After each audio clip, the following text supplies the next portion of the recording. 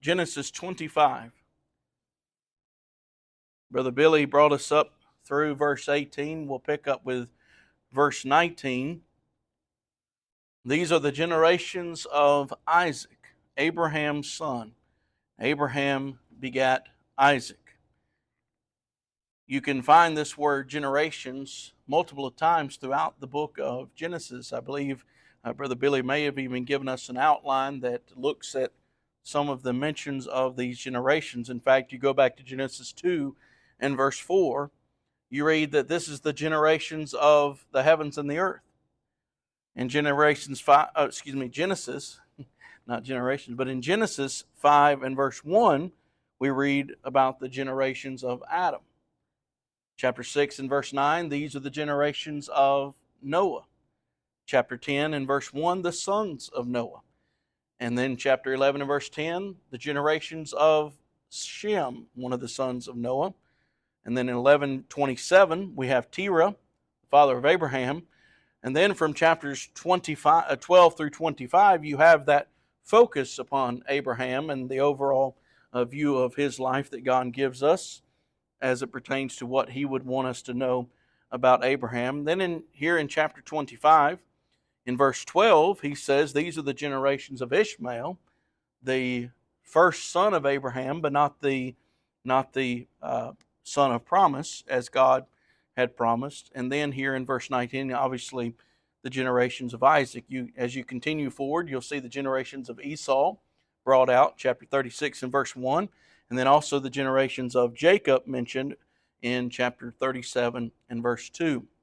And so you see, as God would have Moses to write the writing of the book of Genesis, as Brother Billy has noted, that this covers some 2,500 years in the span of time. If you were to look at it chronologically from the creation all the way up until the time that Joseph would go into Egypt, and you have that he is focusing on the highlights and bringing us down like a funnel, if you will, down through the seed line to show us his plan and ultimately where we came from, why we're here, and how we can be saved and be with him one day in heaven.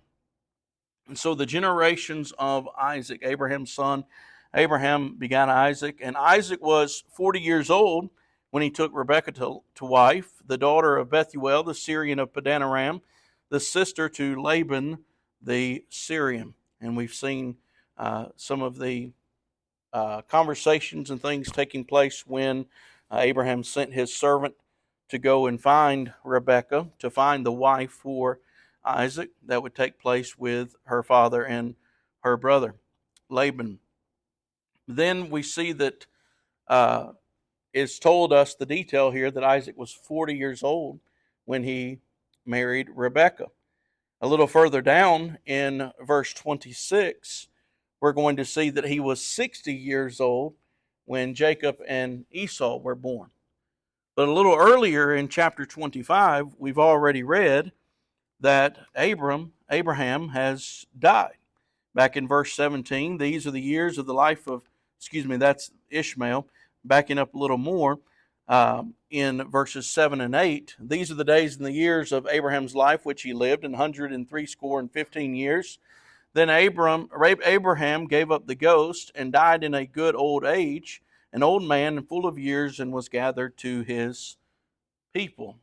Now, how old was Abraham when Isaac was born? 100. And now Isaac is 40 when he marries Rebekah. He's 60 when he has his two sons, Jacob and Esau. But we've already been told that Abraham has died. So how do we understand that?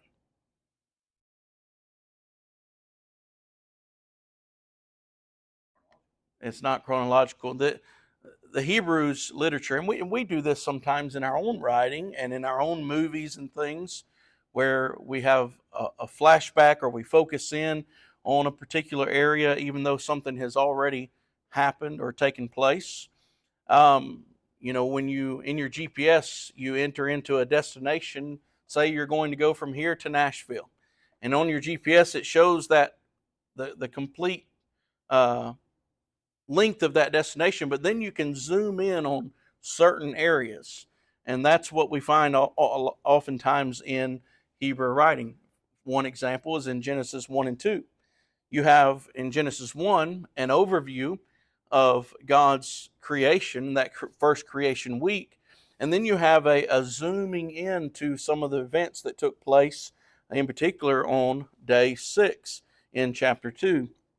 How that God brought man from the dust of the ground, how that he put him into the garden, and how that he gave him a law there, how that he um, took the woman from his side, made the woman from his side, and essentially created the institution of marriage there in Genesis chapter 2. But here we've already been told that we're past the focus on Abraham's life. Now we're focusing on Isaac's life for a time, for the purpose of eventually getting to Jacob.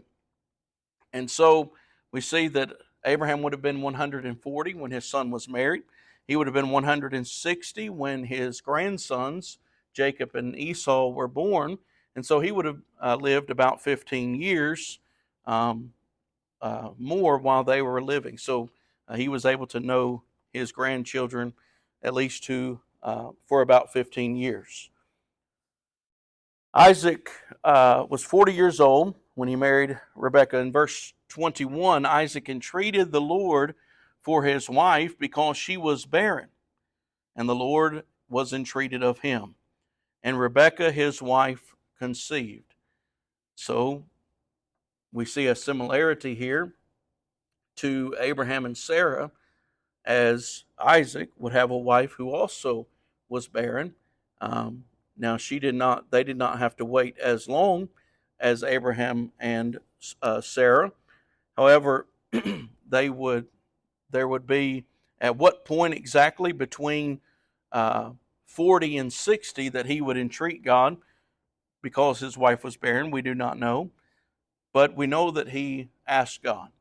He pleaded with God and asked God to help because his wife was barren, and God heard him.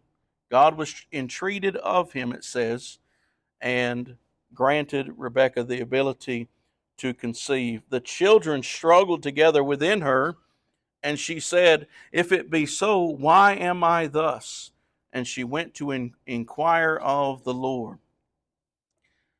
Something that stands out to me in these two verses, verses 21 and 22, even though we know Jacob and Rebekah were not perfect, they certainly have some negative qualities that we should avoid to have as parents when it comes to their relationships to their children and even their relationship to one another. But we see that they are a people of faith and they are a people of prayer, that they believe in God and they seek to follow Him, and they inquire of Him when something is troubling them, when they have a question. And she was confused while these two children in her womb were fighting together, which, by the way, uh, I guess as an aside, a rabbit we could chase. Here is a principle showing that the life within the womb is life, that these are children within the womb. It's not just some uh, ball of tissue, if you will, that we can just eradicate when it interrupts our own desires in this life. But God would say to her, there are two nations in your womb. Two manner of people shall be separated from thy bowels. And the one people shall be stronger than the other people, and the elder shall serve the younger. And this was something I was touching on in our devotional, but for the purpose of the class, we will dig into this a little bit as well. The question comes, does God's will and even sometimes his miraculous intervention and certainly his providence, which we cannot explain, does that alter or prevent the free will of man?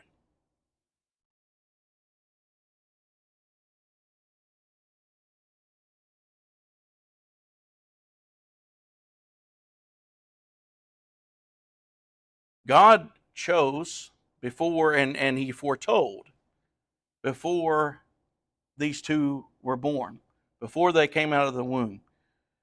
He prophesied to Rebekah that within your womb you have two individuals who are going to become nations.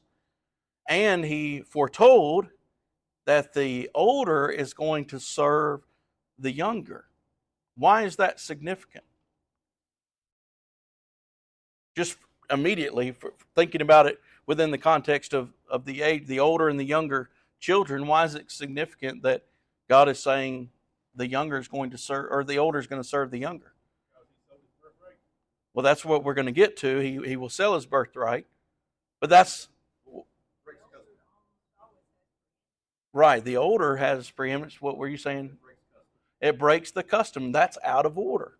Wait a minute. God is saying that these two are not going to follow the ordinary order of things as it pertains to children, because the older was always, as Sister Terry pointed out, given a higher standing, if you will, in the family, and he was promised a double portion in the inheritance.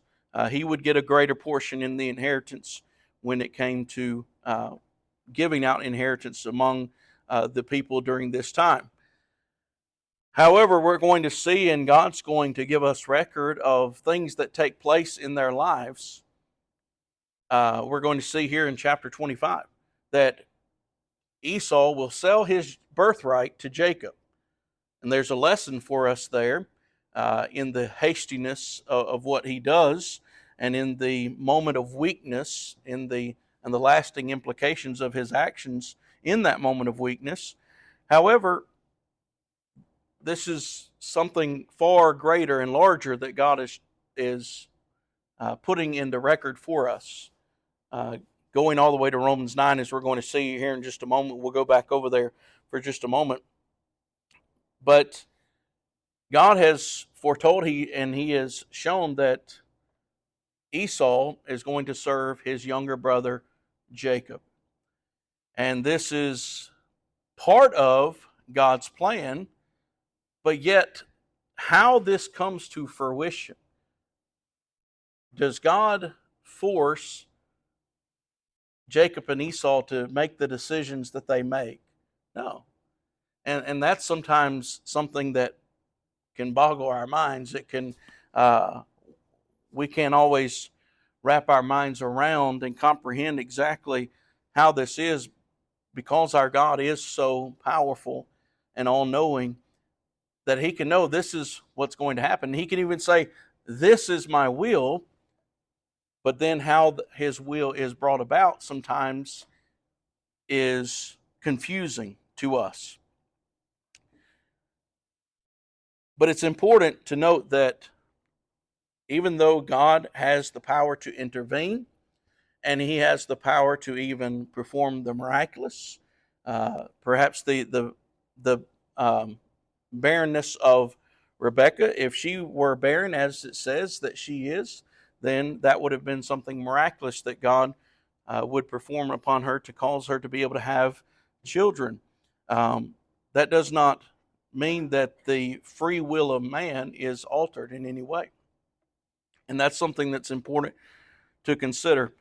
That's important also when the question comes up, so many want to bring God into judgment and they don't understand why, if God has this power and he has this ability, why does he not just heal everyone and stop everyone from dying?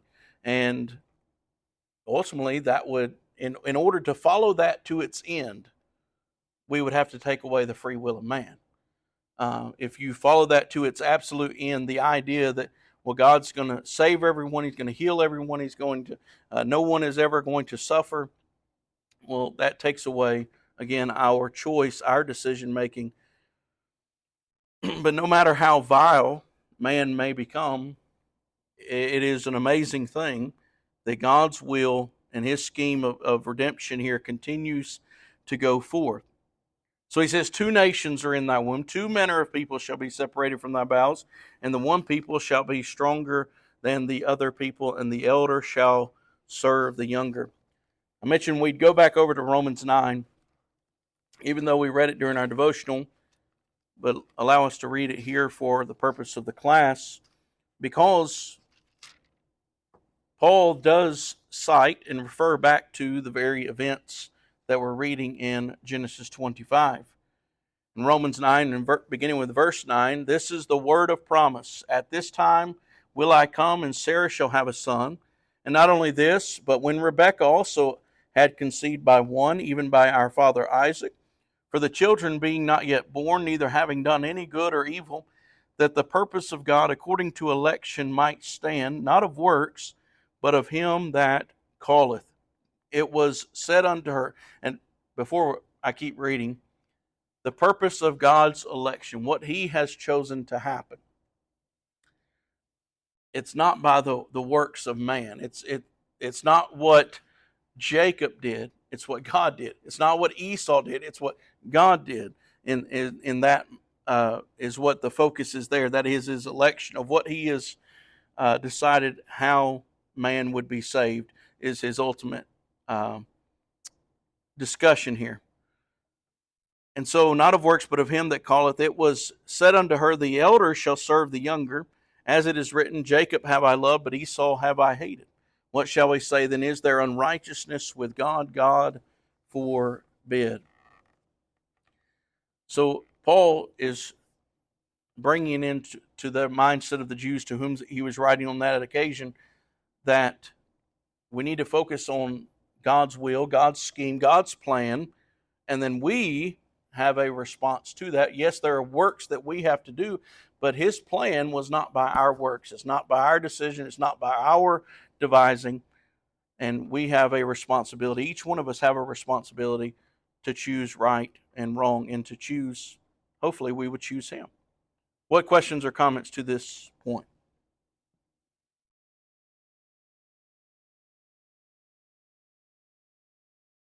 Verse 24 of Genesis 25.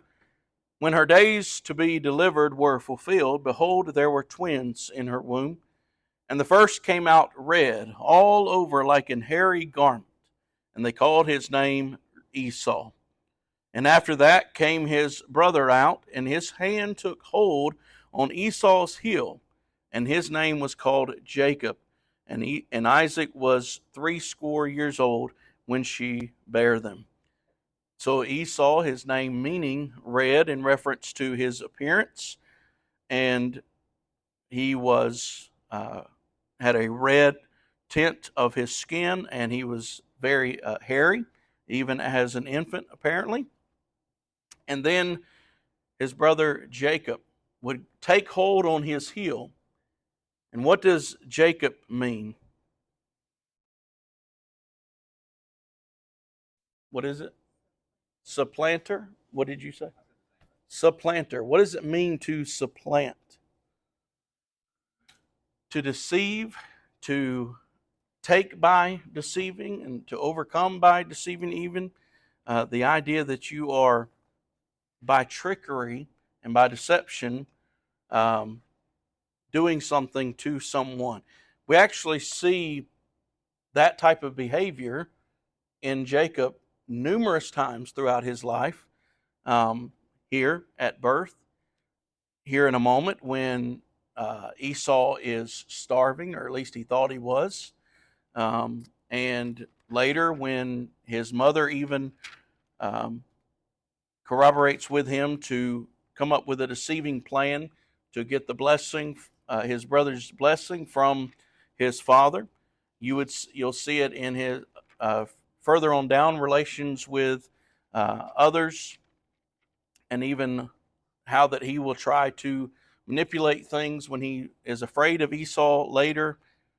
And then you have the occasion in which he wrestles with God.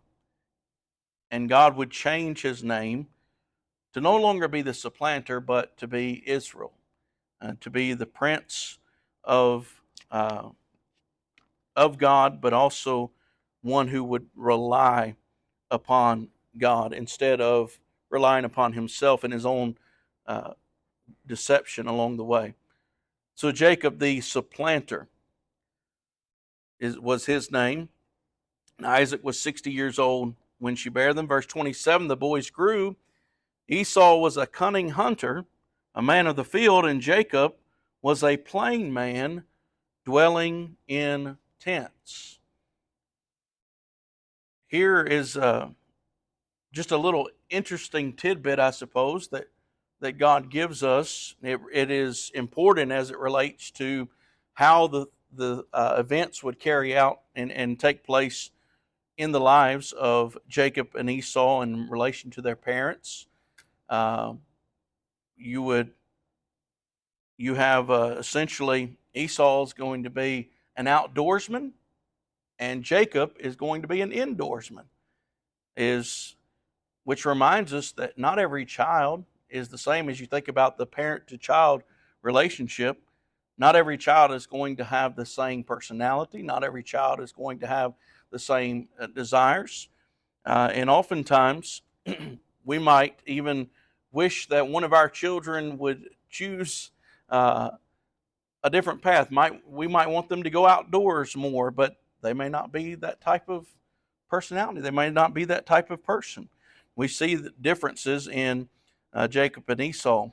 And while many of us, especially fathers who want to have strong sons who take on the same characteristics, and maybe we want them to be outdoorsmen, God chose the one that dwelt in tents. So, but Esau would be a daddy's boy, right?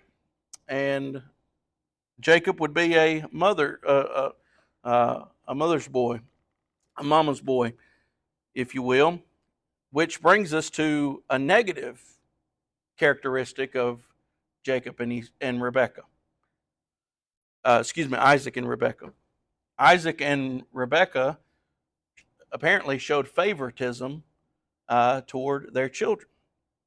And we'll see this a little further down, even with Jacob and his sons, that he would show partiality to certain sons than others. But here you have Esau is showing, it says that Isaac loved Esau because he did eat of his venison, but Rebekah loved Jacob. So you see there must be some kind of tension there, some kind of conflict. It's apparently the partiality and favoritism that's a negative example for us to not follow after. That we should not have that type of favoritism toward our children. What thoughts do you have about that?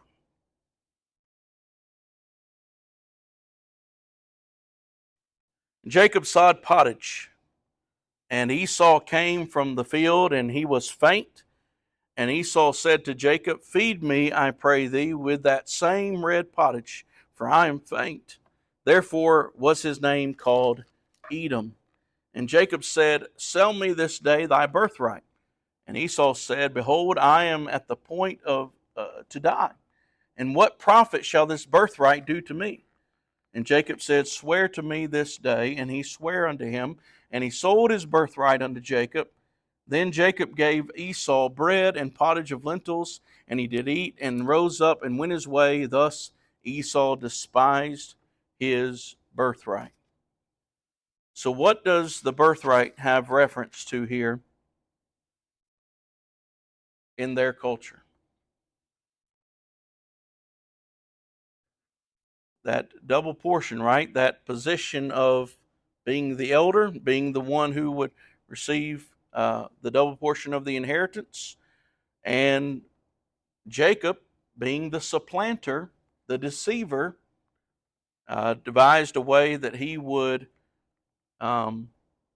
take advantage of his brother. Neither one of them made the right decisions here as far as how they should treat one another, or how Esau did not necessarily mistreat Jacob, but he mistreated himself, I suppose you would say, in making a decision in haste and in a moment of weakness. Jacob took advantage of him, but Esau thought that he had to have that food. right then and there that he was weary. Um, we do not know to what extent, um, but it seems to be the case that there is an example here. Not only is this showing us God's plan coming to fruition, even with the actions of the free will of man staying intact. They're making their own decisions, even though they're not the right decisions. But God's scheme and plan still comes to fruition. However, there's examples here even that we can make application in our lives today. That it's we have, once we become Christians, we have an inheritance. We have a birthright, something that is reserved in heaven for us. But in a moment's notice, if you will, in a moment of weakness, we can give all of that away. And now, I think it's important for us to be reminded that in our relationship with Christ, 1 John 1 and verse 7, if we're walking in the light, we are going to sin. 1 John 2, verses 1 and 2. And that does not mean that at the point that we sin on that occasion that we've lost it all.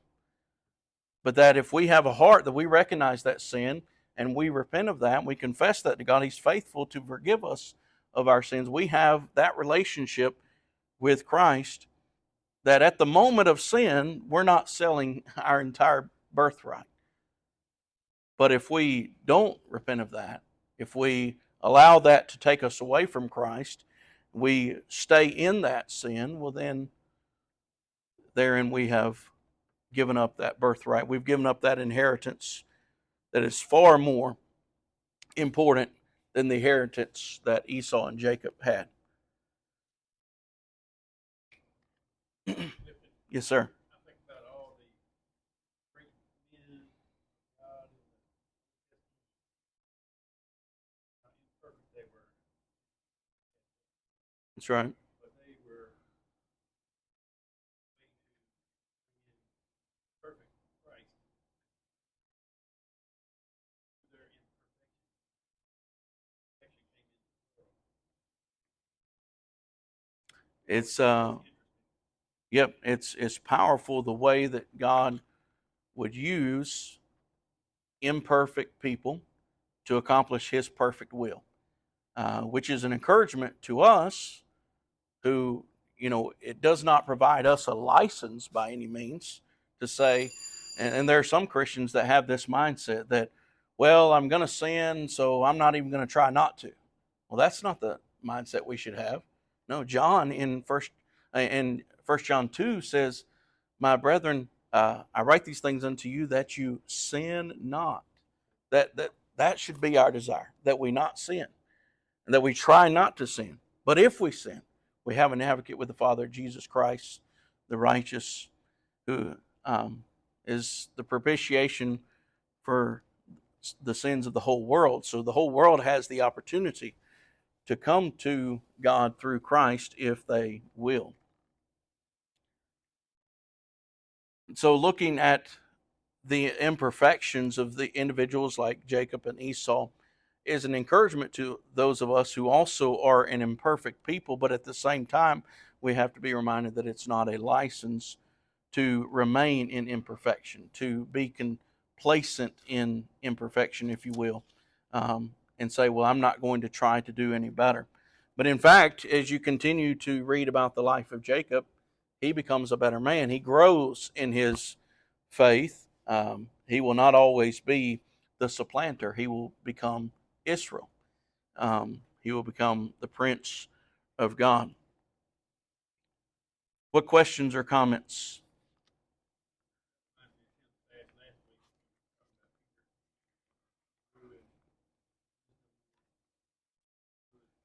That's right. Over in James chapter 1,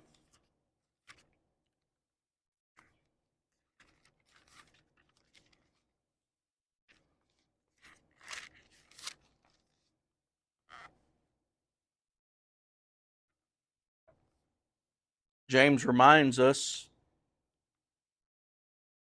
let no man say when he is tempted. Let's back up to verse 12. Blessed is the man that endureth temptation, for when he is tried, he shall receive the crown of life, which the Lord hath promised to them that love him.